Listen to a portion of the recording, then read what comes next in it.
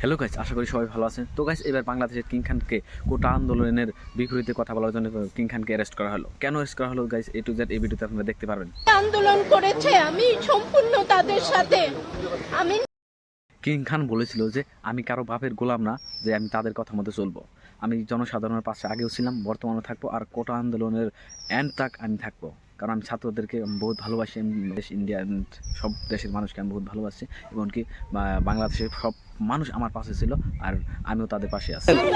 আমার দাবি একটাই, এই সরকারের পদত্যাগ চাই। গাইস, এবার বাংলাদেশের কোটা আন্দোলনের ভাগ নিল বাংলাদেশের ছোট পর্দায় নাটক করা, মানে অ্যালবাম ভিডিও করা আরোহী মিম। আরোহী মিম বলছে যে আমরা এই সরকারের পতন চাই।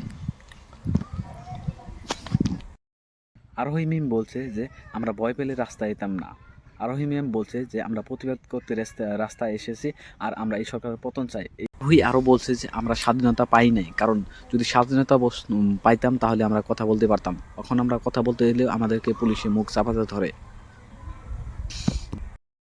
আরোহী আরও বলছে যে শেখ হাসিনা নিজের জন্য নিজেই দেয়, কারণ ছাত্ররা যখন প্রতিবাদ করছিল, ছাত্রদের দাবি যদি মানত তাহলে আজকে তার পদ থেকে আমরা চাইতাম না। আর তাই শেখ হাসিনার নির্দেশে বাংলাদেশে পুলিশে বহুত মায়ের কুল খালি করছে। তো গাইস, সে বলছে, মানে আরোহী মিম বলছে যে আমরা তার পদ ত্যাগ চাই, আর আমরা তার পদ ত্যাগ নিয়েই ছাড়বো। সরকারের কারণে এসব হয়েছে, এই সরকার আমরা চাই না। আমি যদি ভয় পেতাম তাহলে এখানে এসে দাঁড়াতাম না। আমি